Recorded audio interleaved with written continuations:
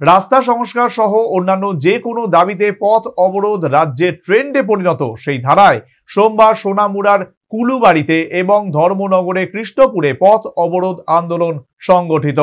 উভয় ক্ষেত্রেই কর্তৃপক্ষের আশ্বাসে অবশেষে পথ অবরোধ মুক্ত। স্থানীয় সাধারণের অভিযোগ, সিপাহীজলা জেলায় অধিকাংশ রাস্তার বেহাল দশা। এর মধ্যে ভগ্নদশাগ্রস্ত সোনামুড়া বক্সনগর সড়কের হাল রীতিমতো বেহাল। দফায় দফায় সোনামুড়া বক্সনগর সড়ক সংস্কার করার ব্যাপারে সংশ্লিষ্ট দপ্তর কর্তৃপক্ষকে অনুরোধ জানিয়েও কোনো কাজ হয়নি। ওই সড়কে যান চলাচল, বিশেষ করে অটো চলাচলের ক্ষেত্রে চালক এবং যাত্রীরা অধিক সমস্যার সম্মুখীন হচ্ছেন। এমনকি এই ভগ্নদশাগ্রস্ত রাস্তার কারণে অটো সমূহের মেরামতির খরচ বেড়ে গেছে বলে অটো চালকদের অভিযোগ। এই পরিস্থিতিতে অনতিবিলম্বে সোনামুড়া বক্সনগর রাস্তা সংস্কারের দাবিতে সোমবার সকাল 10:30 নাগাদ অটো চালকরা কুলুবাড়িতে সড়ক অবরোধ করলেন। অবরোধকালে রাস্তায় টায়ার জ্বালিয়ে অবরোধকারীরা বিক্ষোভ প্রদর্শন করেন এবং অনির্দিষ্টকালের জন্য এই অবরোধ চলবে বলে অবরোধকারী অটো চালক হুঁশিয়ারি দিলেন। দীর্ঘদিন থেকে সোনামুড়া বক্সনগর রাস্তাটি বেহাল অবস্থা, এটা সবাই জানেন। সিপাহীজলা ডিস্ট্রিক্টের অধিকাংশ রাস্তাই খারাপ, তার মধ্যে সোনামুড়া বক্সনগর রাস্তাটি একদম বেহাল অবস্থা, মানে গাড়ি চালানোর মতো কোনো অবস্থা নাই। আমরা প্রতি বছরে বছরে আমরা ট্যাক্স দিতেছি, সবকিছু আমরা সব ঠিক আছে, কিন্তু রাস্তা মেনটেনেন্স করার কোনো ইয়ে নাই না সরকার। এই কারণে আমরা কয়েকবার পিডব্লিউডি অফিসে, নগর পঞ্চায়েতে, তারপরে আমরা বিভিন্ন ইয়েতে আমরা ডেপুটেশন দিছি। কিছুদিন আগে দেওয়ার পরে আমরা গর্তটি মাটি দিয়ে একটু একটু ইয়ে করছে, মাটি দেওয়ার ফলে তো রাস্তা ঠিক থাকে না।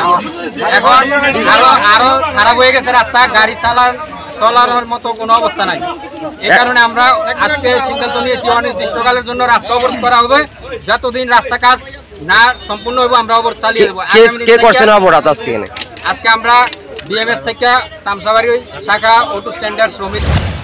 ভগ্নদশাগ্রস্ত রাস্তার কারণে অটো মেরামতের খরচ বৃদ্ধি পেয়েছে বলেও অটো চালকদের অভিযোগ। তাদের এই অবরোধ আন্দোলনের ক্ষেত্রে জনসাধারণকে সহায়তার আহ্বান জানালেন অবরোধকারী জনৈক অপর অটো চালক।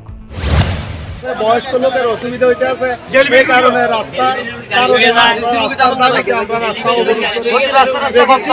আমাদেরকে জনগণ যাতে আমাদেরকে সহযোগিতা করে, এটা আমরা জনগণের কাছে আবৃত্তি। সরকার যাতে দ্রুত গতিতে আমরা রাস্তা করে দেয়, এটা আমরা সরকারের কাছে দাবি। মানে গাড়ি ইস্টেমেল দিতে পারছেন না আপনার রাস্তার খারাপ কারণে, আর গাড়ি